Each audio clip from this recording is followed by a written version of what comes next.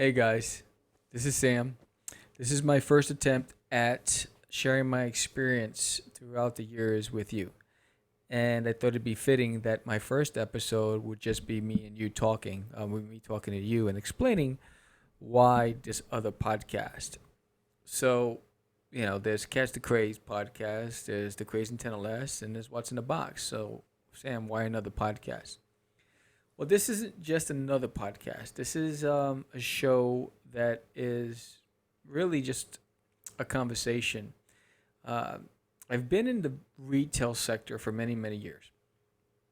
And I've been fortunate enough to rise in the ranks in retail. And I started off as a security officer.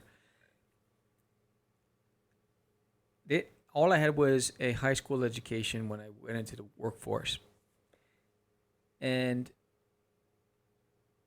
all the lessons I've learned on my own.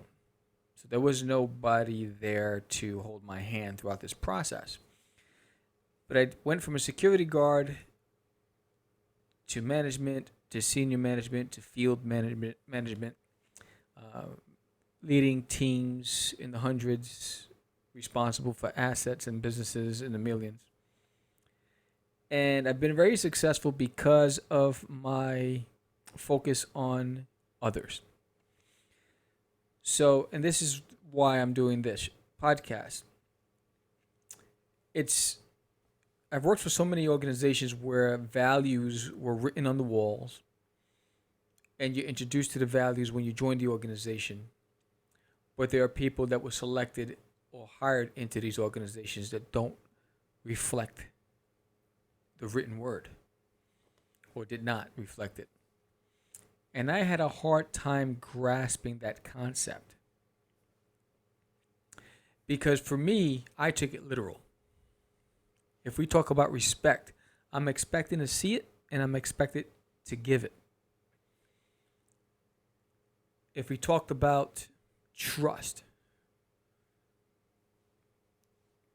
I would hope that I'd be able to trust my leadership and in return that they trusted me. Integrity, honor, teamwork. So what I found in most cases that it wasn't the generally wasn't the organization that said, "Hey, we're not going to live this." They believed in this. It's just the poor choices in who they hired. So I found myself in a lot of different scenarios where I was either fighting uphill, the odd man out, and I put myself in positions where my job was questioned because of my focus on the values and on people. And people focus on KPIs. Organizations, they want to see data, they want to see sales results, they want to see KPIs. And it's a feel good conversation where we talk about people, but it's not necessarily the first thing that's spoken of. And whenever I've walked into boardrooms or meetings, my results were always based on people's performance. So I always start with people. And I can tell you, in a lot of cases, I was the square trying to fit in a round peg because it frustrated a lot of people because that wasn't the language, that wasn't the culture. And I've made poor choices in organizations that I've joined. And I've also made mistakes because sometimes I was very passionate about something that I wasn't willing to hear. So why am I sharing this with you?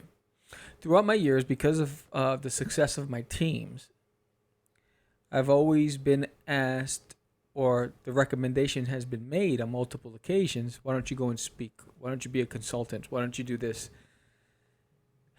And for me, when I think about someone who's a speaker or a consultant, I think somebody who has a wide range of experience and who is educated in the subject matter. And they study and they read, and that is their passion. So I never even considered it because I'm like, who am I? I'm just a guy, an average Joe working in the sector, and I've had a lot of success because of my focus on my team's success. but I've also had failures. So this show was really about the crazy ones. And I was inspired by several things. Well, Crazee has been with me for over 20 years. So whether it's Crazy Skills Productions, Crazy Comics, Catch the Craze, and so Crazee was fitting because when I watched Steve's Jobs speech at the college, and he started with "Here's to the crazy ones," and I can tell you how many times I was told that I was crazy. I didn't get it. I was too soft. I was too weak. Whatever it was. I consider myself that. And for me, the crazy ones are the ones who are fearless, the ones who are motivated, the ones who are nonconformists, the ones who push past the status quo. I just launched my Instagram page 2 days ago, a couple days ago, and I launched this. And one of the first postings on Instagram that I placed up there was it was a it's something that I believe wholeheartedly, and I'm going to pull it up on my phone because I don't remember everything verbatim. But one of the things that I learned early on, so I learned early on I needed to get on my own way in order to move forward. So I walked away from me and walked towards my dream. What does that mean, you ask? So I learned early on that in the beginning of my journey, I made a lot of stumbling blocks because fear, pride, uncertainty. So I couldn't be at my peak because of me. I was stubborn. Yeah, you couldn't tell me anything. You know, I felt that if I was passionate about something, I was right, and that was it. There was no wiggle room. So it hurt me or slowed down my process, my journey, my growth. Then I realized that I was in my own way. So I had to say goodbye to me and say hello to my future. So sometimes we don't recognize the fact that what's happening to us in life is a direct reaction to what we're putting out. And I can tell you, I've had these coaching conversations hundreds of times because in society, we're trained to point the finger. We're trained to blame our environment, our circumstance, our financial status, our parents, our teachers, our bosses. We're trained to blame all these people because it's so hard to really take a look at ourselves or believe that we're capable of destroying our own future. Why would I do that to myself? I love me. So when I recognized that the energy that I was attracting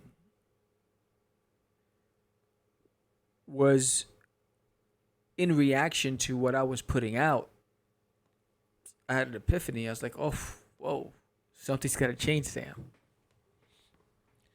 Why do you always find yourself with the same types of bosses? Why do you keep hearing the same reaction or getting the same reaction or hear the same comments? Is it them or is it me? And I think that's when it clicked. And it takes time. It's hard. It's hard because it's a lonely journey sometimes when you don't have a mentor. I didn't grow up that way. You know, single mom, raising 4 kids in Jamaica, Queens. And my mom didn't even have a high school education. She didn't go past 9th grade. And she did it all without public assistance, which is beyond me because she had 3 boys and we ate like savages. But when I reflect on me, I took lessons from my mom. So here's a woman Hispanic woman raising 4 kids with no education. And she was able to put food on the table, put clothing on our backs. And she did it on her own merits. And I'm going to share this story. I remember, and it applies to everything I do now. And what you hear, I'm sorry, you hear in the background, you hear my dogs. But my mom was a security guard, raising 4 kids back in the 80s, right? And I don't know how she did it on $6 an hour, but she did. And I remember there was a job posting for a flight announcer, but you needed to speak, I think, 6 different languages. And I remember my mom, back to the cassette tapes, and a lot of you won't know what cassette tapes are, but she used to go into her bedroom with these cassette tapes. And I'd hear her talking in like these strange languages. And she worked and studied and studied and studied and studied. And she applied for the job and she got it. So she went from making $6 an hour to making, I believe it was like $18 an hour. And that was huge back then. And you got to, I think minimum wage back then was like $2. I don't know. And she went from standing on post at an airport to having a room twice the size of this room here, twice the size of my studio. And she had, when you walked in, there was a desk and there were mics and there was a computer, and she would announce flights in multiple languages. There was a door behind her. When you walked into that door, that's where the big room was. She had a couch. She had a stationary bike. She had a refrigerator. She had her own bathroom. She had a big view of the runway. And she could watch planes go back and forth. She had a TV. And I was so inspired by this that I realized that hard work and dedication and commitment, when you commit, the universe pays you back in full. So I always remember that. So what is this show about? The show is really about lessons learned. And I am going to connect the lessons to specific themes, whether it's emotional intelligence, whether it's empathy, whether it's tolerance, resilience, courage, trust. I'm going to share stories from my journey on whether I made the right choice or the wrong choice, but either way, the lessons learned from those decisions. And I'm hoping that in doing so, that maybe someone will benefit from these stories and won't make some of the same mistakes I made, or will it help you figure out how to deal with that boss that you just don't know how to connect with, or a situation. And maybe we can start a conversation. The other side of the coin is I'm hoping to have guests on the show who have made their own way through life, no matter the odds, whether you came from another country to the U.S. and you somehow found a way to make a success out of yourself, whether you grew up in the hood. I grew up in Jamaica, Queens. When my mom passed, I was living in Hollis, Queens for a while. And for those of you who know the area, you know it's no joke. So whether you were ridiculed in school or people didn't give you a shot, whether you were the underdog and somehow you made it through, if you have some lessons that you'd like to share, talk about your journey, your success, your fight to living your dream and making it a reality. So that's the purpose of Are You Crazy Enough? It's where I get to share with you, and I'm hoping that you could come on and share with the audience, and hopefully we build a relationship filled with trust, and you can ask me anything, and I'm hoping I'm able to answer your questions back in return, and that we grow together and we build a better tomorrow through knowledge, through collaboration and partnership. So this is my introduction to Are You Crazy Enough? And I'm hoping that you subscribe, stick around, hit that like button, follow me on Instagram. Let's grow together. Let's talk crazy. Because I know you're crazy enough. Because I certainly am. Have a blessed day. Peace.